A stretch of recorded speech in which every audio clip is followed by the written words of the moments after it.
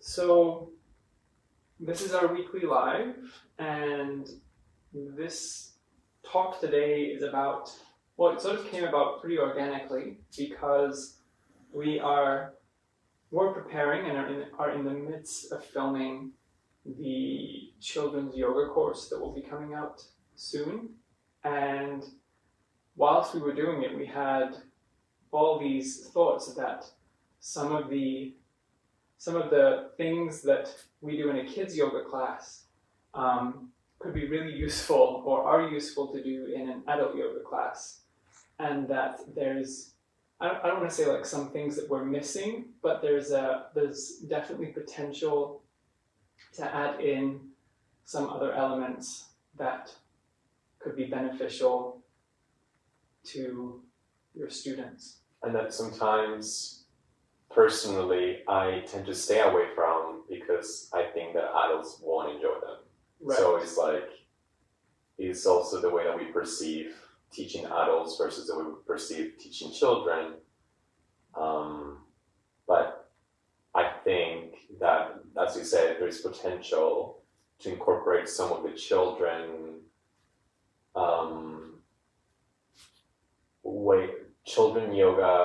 yoga way of teaching into adult classes. So yes, and I just want to preface this whole thing by saying this is separate from practicum classes. Mm-hmm. So if you're in the midst of your practicum class, these are things to think about once you're out there teaching and you've got a regular class of students or workshops that you'll be offering. Yeah.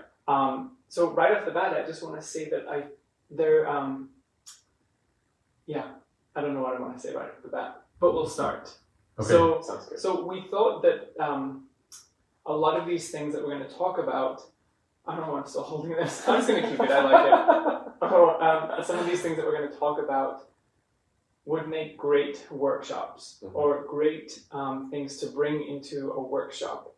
The reason being that sort of the structure of a yoga class for adults, it's pretty set and standard, I would say, for the most part. Do you agree? Yeah, I think so too. Like, people are coming with an expectation of what they're going to be receiving. So if, for example, they're coming to your class, well, actually, I can think of an example where I went to a class, and to be fair, I loved it, but we were taken off the mat, put on blankets, and had to drag ourselves across the floor. Do you remember? Yeah. And it was a little shocking. It was supposed to be like primal movement? Yeah. Sort of influence? So I wasn't prepared for, I didn't know I'd be coming off my mat.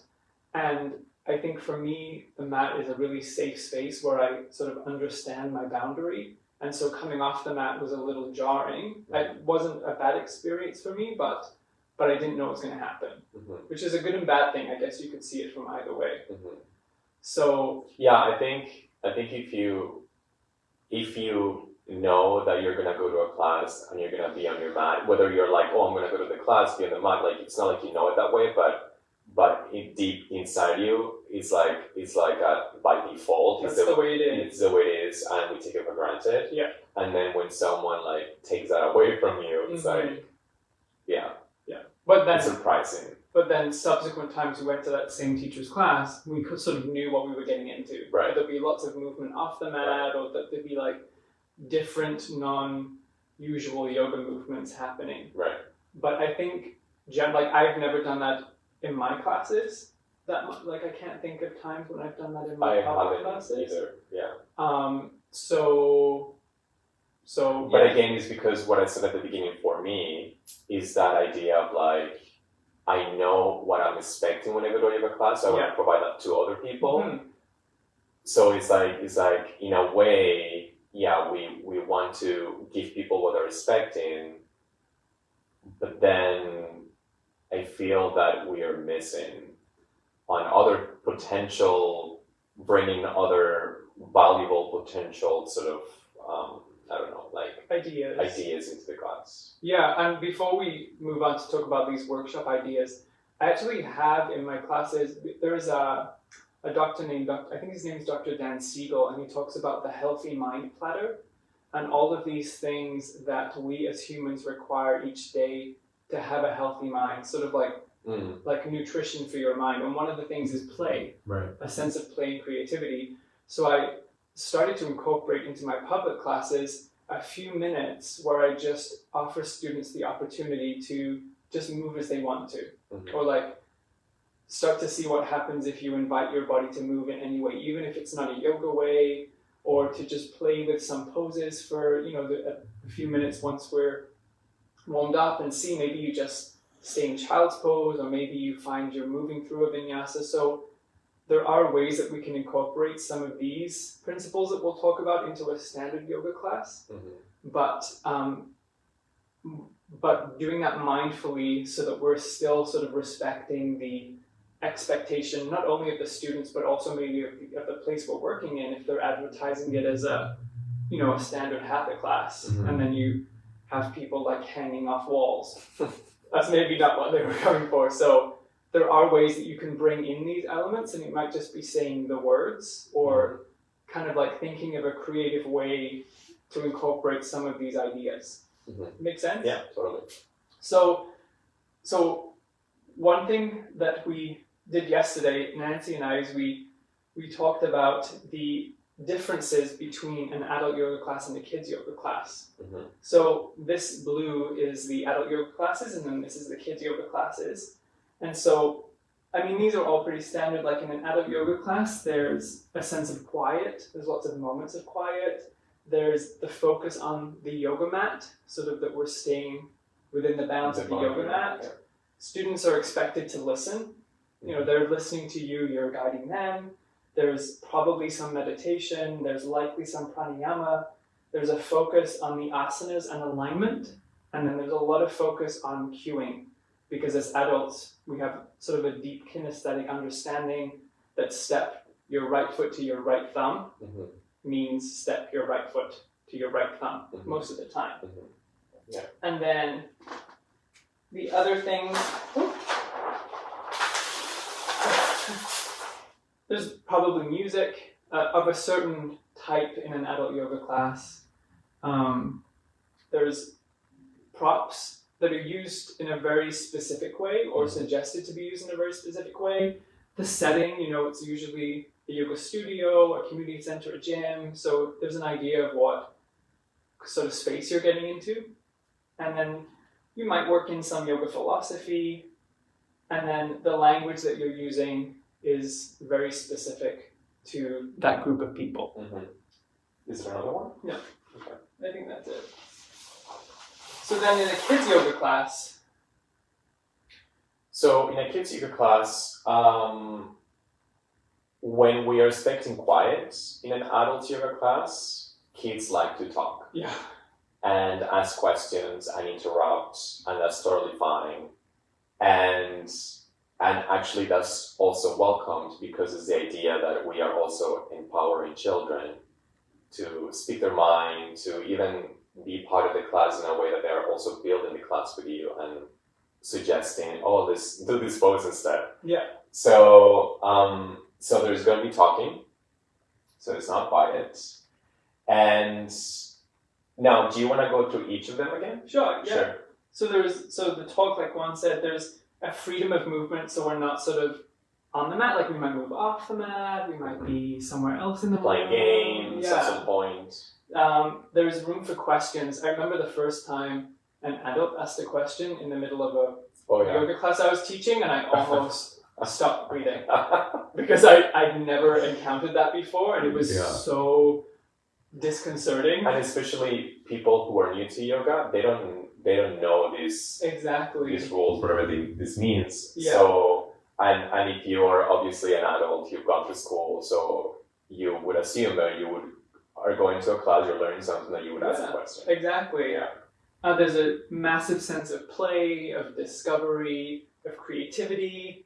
The focus on breathing is different, so we're not sort of like presenting it formally as like, this is a pranayama called this. It's kind of presented differently, which is where this might come into play. Not so much as a focus on the asana, but just on making shapes, different shapes in the body. And it's not really called asana, because Sanskrit sort of goes out of the window, so it's just calling the names of the animals, or the shapes of the furniture, or couch pose. Couch pose. Intuitive and fun. So it's fun. And if you've ever been to a yoga workshop, some of them are really fun. Like there is that element in a workshop. And also in a workshop, there's room for questions. So the workshop setting has some of these things built in. And then it, like Juan was saying, it is more interactive. There's a sort of a back and forth, a room for suggestions to consider those things. Lots of props and different props. So like things you might not normally use, like this, or maybe there's kind of a unique use of bands or toys or just other or anything. Children's books. Yeah, anything can be a prop. Totally. The setting is varied, so it doesn't have to. It's not usually happening in a yoga studio, so it could be in any space. Like the spaces are so varied. A school, a gym. Yeah. It depends where the group of kids Gather, basically. And then there's variety of language, so we might have to say things many, many different ways or get super fun or playful with our language in order to communicate the same thing. And I think tone as well. Like I think there's a tone that is expected in adult yoga classes where I think that the teacher is encouraging to set environment and a space of relaxation. Mm-hmm. Even if it's like a vinyasa flow class, there is still that very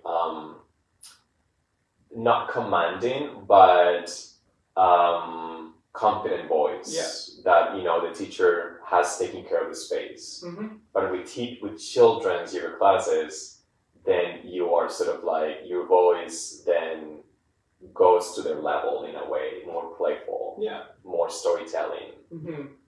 Yeah.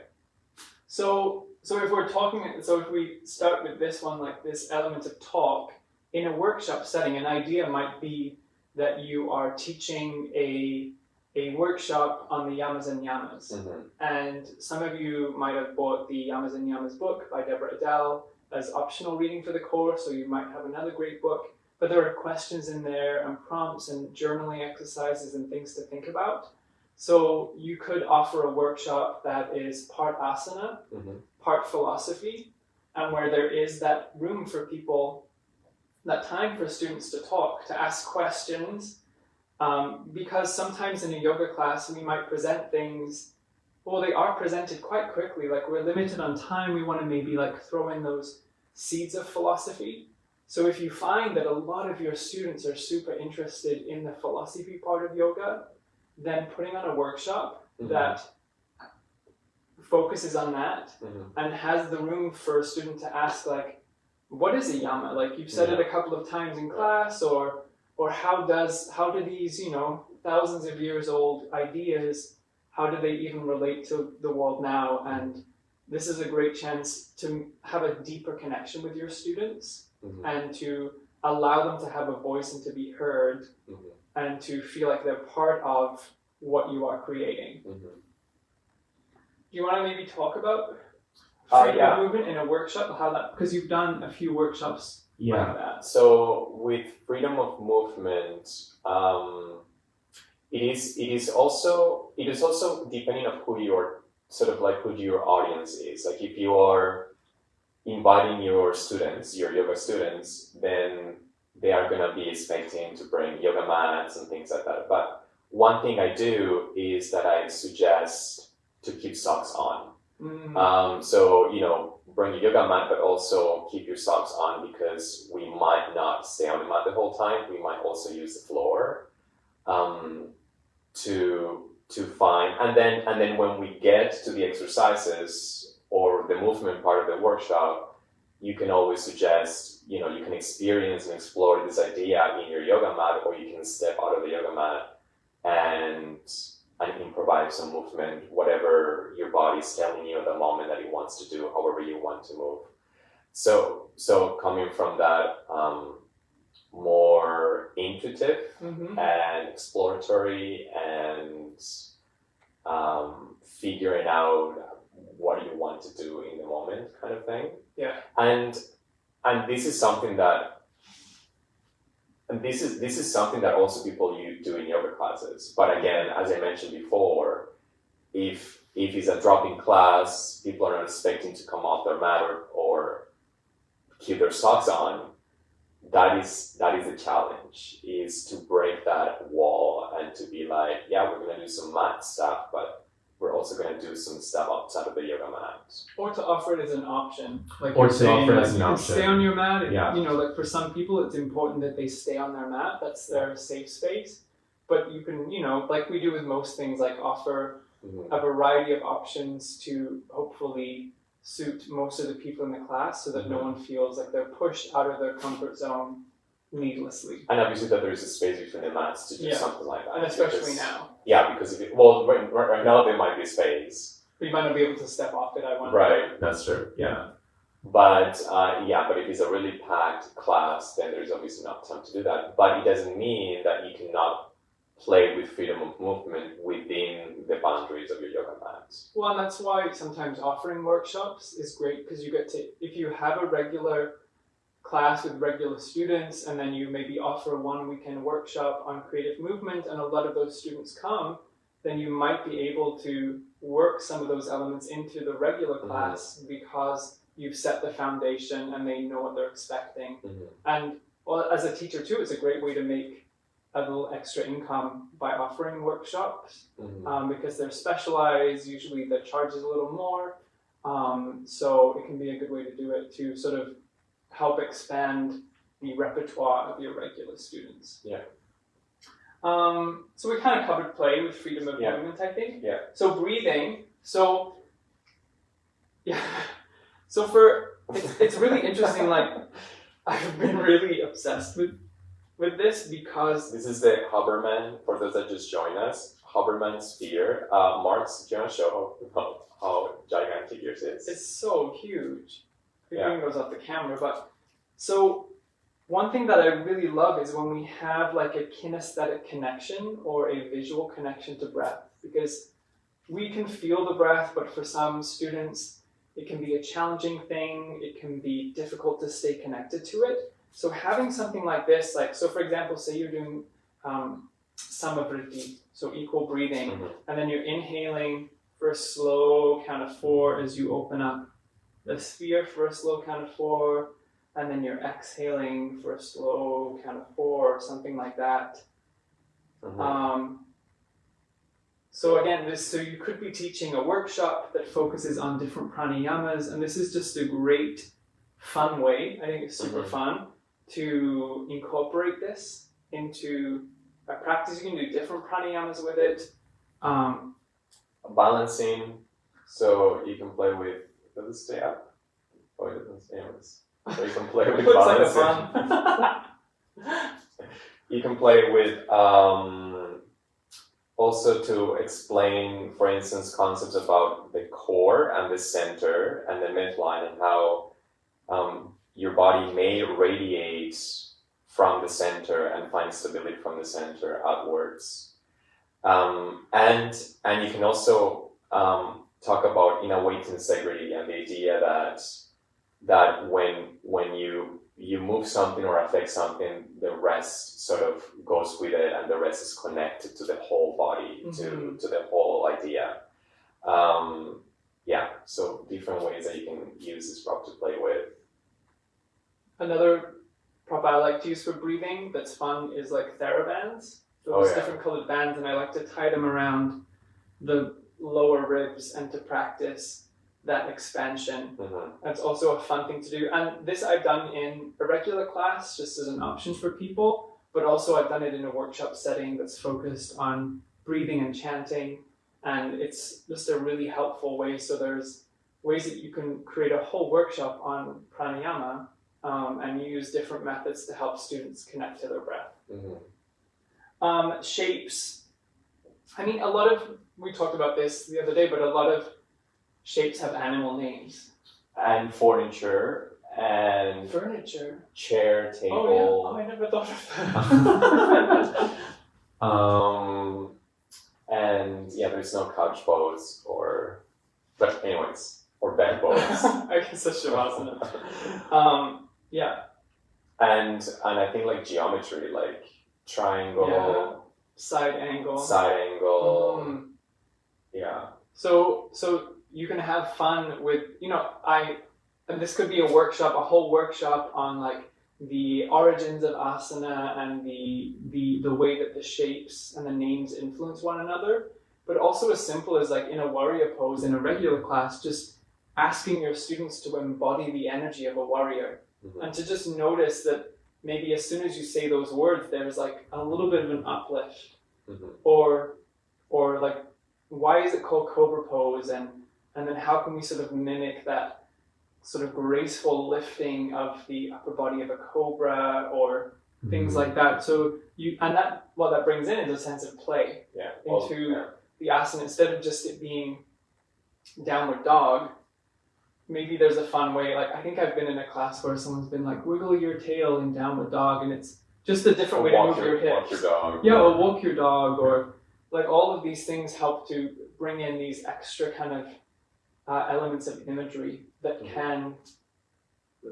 The shape is the same, but we're embodying it a little differently, and the energy that we're cultivating is different. And it also is nice for the mind when we present things in a little bit of a different way. We can get sort of stuck in the root, like the regular, like this is downward dog, and then sort of predict what the teacher's going to say, so you can mix it up a little bit.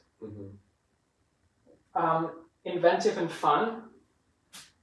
So things that I think are really fun in a kids yoga class are the elements of drawing and journaling. Yes, especially, I guess we're going to talk about Savasana in a second. Yeah. But yeah. Sort of like breaking well, first of all, a kids yoga class should be less than an hour. It's like 30 minutes max. And it's almost like sections, like the beginning is a game, and then we'll do some poses, and then there could be another game, and then maybe some coloring or drawing. So yeah, in workshops, definitely, especially when it comes to listening to a lecture, or when it comes to paying attention, we are so programmed to sit down upright and to listen and to watch. But what if you suggest people that they can lie down as they listen to the lecture? They can close their eyes, they can draw, they can color as they listen to you talk, and then then everyone can participate in whatever demonstration is happening after that. But in terms of listening, everybody has different ways of learning. So yeah, it's encouraging that sense of how do you listen? How do you want to listen today? In which position do you want your body to be in? Do you want to do something that also keeps you focused by coloring or doing something else? So yeah. So how that might look in a workshop is maybe we'll go back to that idea of the yamas and yamas workshop, and maybe you are explaining about the yamas and yamas, and you can tell your students or invite your students to lie down if you'd like to lie down. Maybe you've put on their mats a mandala and some pencil crayons, and you can offer them the option if you'd like to color.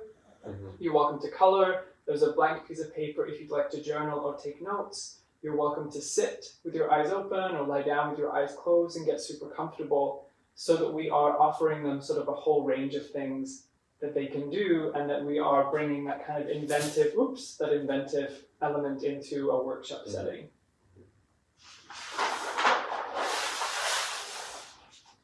So the music.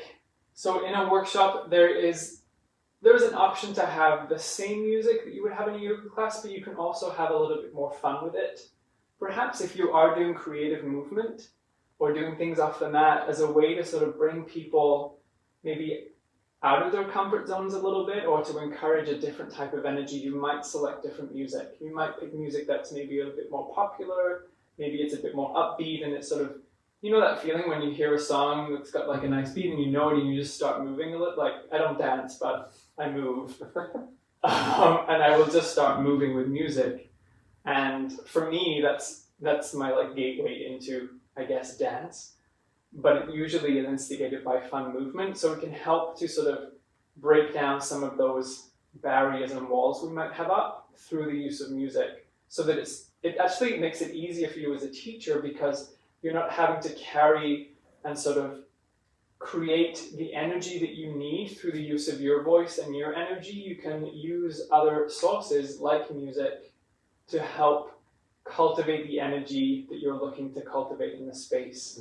So it can save you tired, like you can, it can save you energy, which is really important when you are leading a workshop, because the focus really will be a little bit more on you when you're talking and doing things like this. Props. Well, Yes. we kind of talked about them. Talk about this. Blankets. Blankets. I remember one workshop I did that was all about using a blanket sliding on the hardwood floor to like work the core and to do different things like that. And we talked about that sliding across the room on a blanket, so you can, I think, use the props in a different way. So like showing students that the yoga props that we might always bring our hand onto in triangle can be used in a super different fun way. Yeah. And it might be a workshop just on props, like how to use props, different ways to use props, poses that maybe your students might not know that can be really wonderful with props. For sure. Yeah. The setting is varied, so if you're teaching a workshop, you maybe are teaching in the same space, but you might be teaching in sort of a different kind of setting for this specific instance. And, just knowing that the magic of what we're doing is not always reliant on the space. It's really what we're bringing, the energy we're bringing, and what we're cultivating. So I've taught special classes in some very strange places. And once you get going, it usually starts to feel really good. It can be a little off-putting when you're in a sort of a gym in a glass box in the middle of the gym, and there's all the people on treadmills, and you're trying to lead a special workshop, and it's kind of distracting. But once you get going, once you get into the rhythm of it and the sharing and that back and forth, it feels like home. So for sure. Any space can be a yoga studio, basically. Yes. Yeah, I mean, similar to that idea of like, do you really need quiet to meditate? And can you meditate with all the sounds that are around you, even if there are sounds that are not pleasant? So similar to that, do you need a space that is beautiful? Yeah, that could help. But can you sort of bring that beauty in a different way into the space? Yeah, one of my favorite quotes is that peace is not the absence of noise, but it's the ability to find calm in the midst of it. That cool. Yeah, I like that. And then the language, the variety of the language that you're using can just be different maybe than your regular classes in a workshop. It could be, if you are teaching a workshop on creative movement, then thinking about what playful language is and the words that you can use to help encourage your students to find that within themselves. And so sometimes paying a little attention to language, again, like I just mentioned about the music, like the words you use can also help your students to find the energy that you're looking for. That works with if you're looking to raise the energy, and it works if you're trying to lower the energy. Either way, so these are sort of the words, and the music can be your assistant teachers. It can be guiding you and helping you. And something that I wanted to mention when I mentioned Savasana was that in children's yoga, Savasana is short, and you can suggest them to lie down if they want, but you can also suggest for them to color or to draw. So not that we're going to change yoga classes for adults and have them color and draw, but the idea of a workshop. But in a workshop, that could be incorporated in the idea that at the end of the class, do you want to lie down? Or at the end of the workshop, do you want to lie down? Or would you like to do something else? Would you like to color? Or is it a way where you sort of like draw your senses inward and focus in and find a way to relax in a different way other than lying down on the mat? Well, I think what's great about that is that we're offering students an opportunity to notice what works for them. And, they probably will come back to your regular class the next week and do Savasana, but they might take home that, in moments in their everyday life when they're feeling overwhelmed and doing Savasana doesn't work for them, that they could color instead, or that there is another way to help sort of soothe themselves. So it's no different than offering breathing, meditation, Savasana. It's just another way that we can help people navigate life. And that's really what workshops are, I think, is they're they're just lovely ways that we can dive deeper into the things that we teach on an everyday basis and offer our students further tools in order to enhance their lives, in order to enhance their well-being. For sure. Yeah. Yeah. So if you do have any ideas for workshops, you just want to share them because you're excited about it, or if you're curious about whether something's a great idea for a workshop, then feel free to pop those things in the comments. I mean, the one thing I like to remember, if I'm excited about it myself, then probably other people will be. So if you're excited about teaching something as a workshop, there's an audience out there for it, for sure. Anything you can think of, other people would probably love to benefit from that. Yeah. Thanks for watching, everyone. Yeah, thank you for joining us, and have a lovely day. Yeah. Bye.